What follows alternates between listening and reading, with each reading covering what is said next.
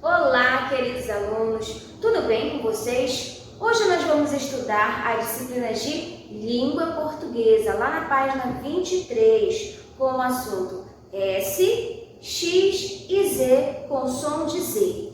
Então, nós vamos aprender o som que essas letrinhas fazem dependendo do lugar onde elas estiverem. Seja no início de uma palavra, seja no meio de uma palavra ou estiver entre vogais. Então, vamos a cada uma delas. A letra Z, por exemplo. A letra Z terá som de Z quando estiver no início de uma palavra ou no meio de uma palavra. Quando ela estiver no meio de uma palavra, ela vai estar entre vogais e terá o som de Z. Já a palavra S, ela pode ter som de Z quando estiver entre vogais, ou seja, no meio de duas vogais.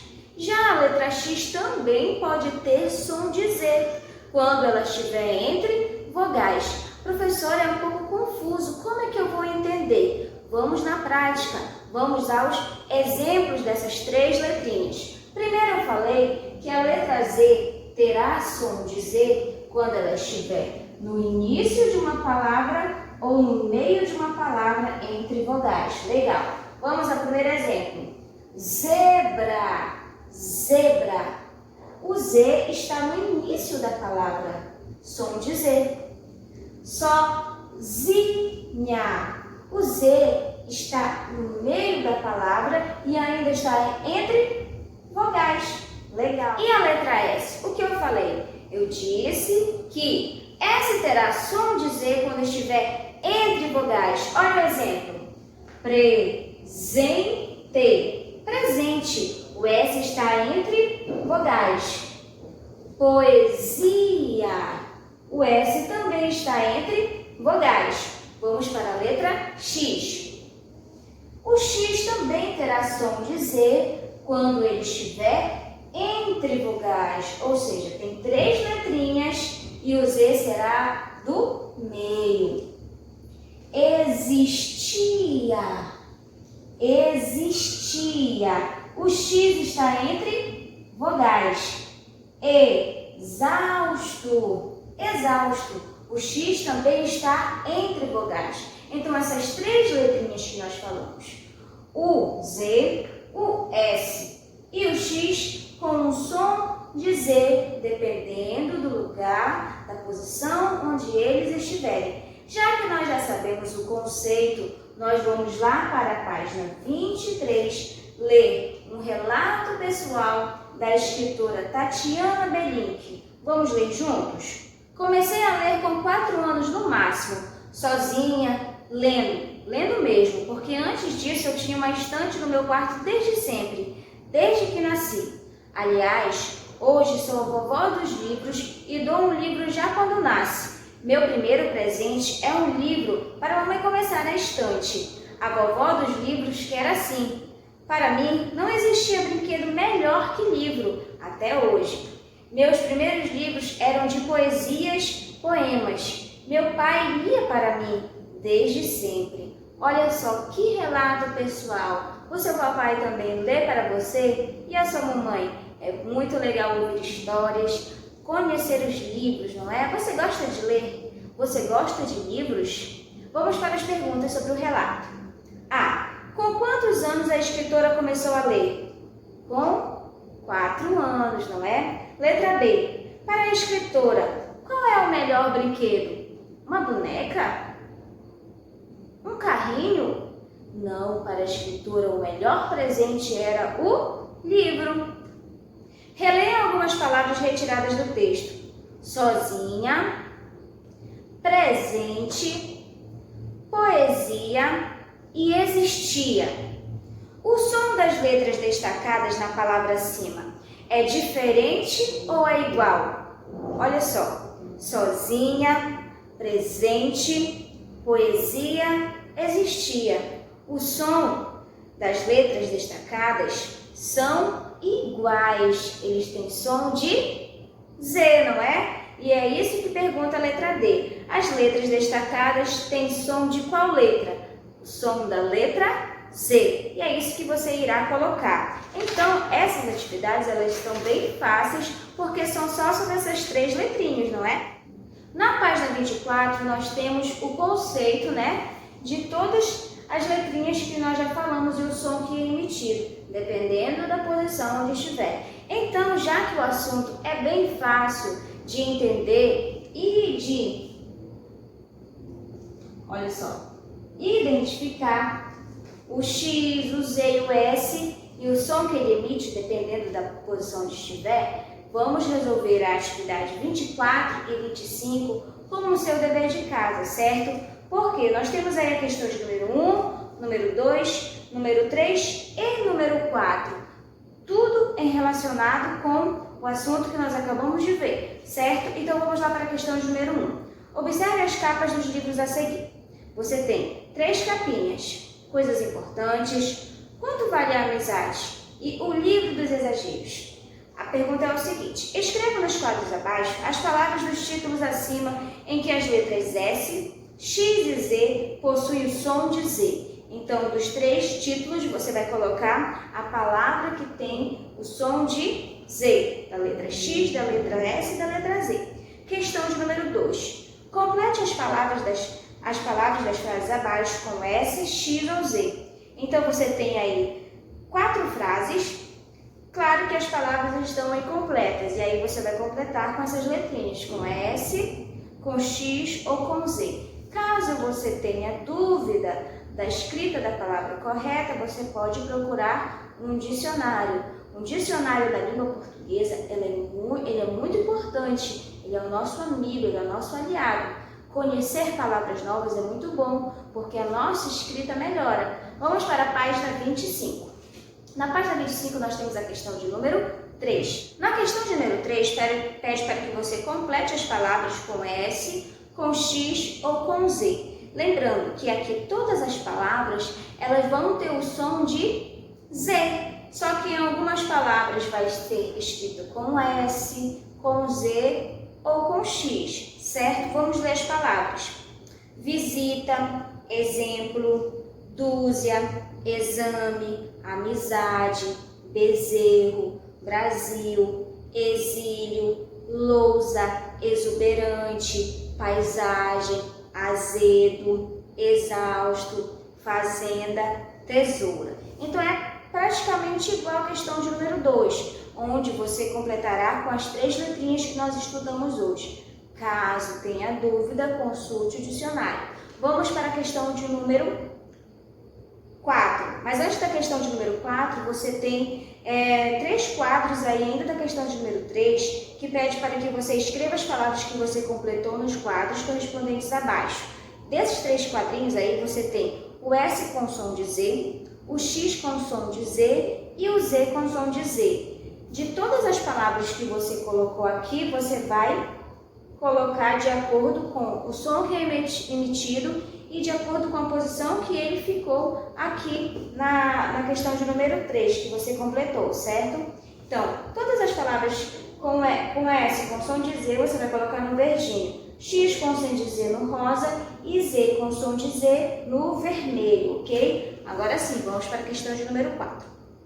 Organize as sílabas a seguir e forme palavras com as letras S, X ou Z. Aí você tem aí palavras todas embaralhadas, as letras estão misturadas.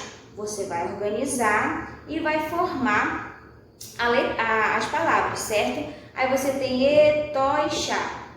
O que será que vai formar essa palavra? Lembrando que aqui o X e o A está sozinho, então ele tem o som de chá. Mas, quando você for juntar a palavrinha e se ele estiver entre vogais, ele não vai ter mais o som de chá, ele vai ter o som de zá, não é? Então, organize corretamente para nós fazermos o próximo comando, que é: agora pinte os quadrinhos com as palavras de acordo com a legenda a seguir.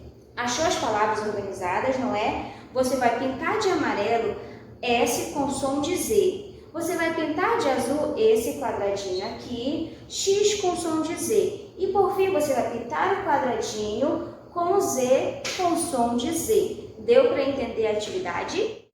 Depois de definirmos o nosso dever de casa de língua portuguesa, portuguesa, você vai ver que na página 26 e 27 você teria uma atividade de produção textual, onde você faria um relato pessoal também, não é? Mas nós vamos pular essa página, certo? E vamos para a página 28 e 29, onde vai dar um resumão de tudo que nós estudamos nesse primeiro capítulo, certo? Onde nós estudamos, primeiro, reportagem. Lembram? Reportagem é um texto jornalístico que tem como objetivo apresentar ao leitor informações sobre um determinado assunto, né? A reportagem tem título, tem linha fina, tem intertítulos, certo? Outra coisa que a gente aprendeu, o relato pessoal, não é? Hoje nós vimos um relato pessoal. É um texto escrito em primeira pessoa, em que predominam os verbos no passado, ou seja, coisas que já aconteceram. E outra coisa que a gente aprendeu, a vírgula. A vírgula que é um sinal de pontuação que pode ser empregado em diversas maneiras. Nós aprendemos 3 regrinhas, não é? Vamos relembrar? A vírgula para o quê? Separar itens em uma enumeração. O que mais? O termo explicativo. Tem mais coisas. E palavras que indicam chamamento, certo? Vamos ler na página 29 o conceito direitinho. É um sinal de pontuação que pode ser empregado em diversas funções. Separar um termo que indica uma explicação ou um esclarecimento, não é? Separar itens em uma enumeração e isolar um termo que indica chamamento. Caso você tenha dúvidas a respeito desse assunto, é só entrar no canal e voltar na aula sobre esse assunto do uso da vírgula. E por fim, hoje nós estudamos a letra Z com som de Z, o S com som de Z e o X com som de Z. Nós terminamos, certo, o primeiro capítulo do 4º trimestre, que foi o capítulo 10, ok? Então essa foi a nossa aula de língua portuguesa de hoje. Hoje, além de língua portuguesa, nós vamos estudar a disciplina de artes visuais, lá na página 91, capítulo 14, com o assunto Teatro Lambe-Lambe. Então, se você ainda não está com o seu livro de artes, corre lá, pega e abre na página 91, ok? Professora, o que é esse Teatro Lambe-Lambe?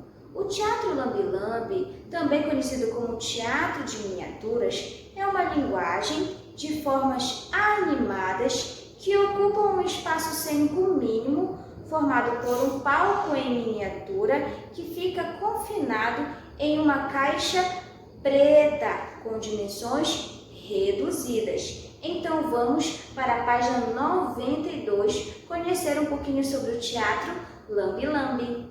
Estando na página 92, nós temos um pequeno texto. Olha só.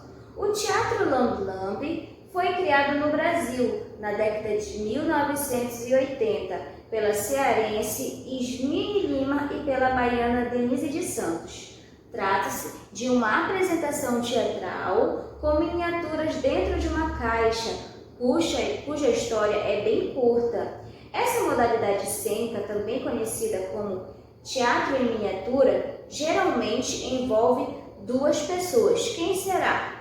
Olha só, o bonequeiro, que move os bonecos e os objetos da cena, e o espectador, que assiste à apresentação por um buraco na caixa.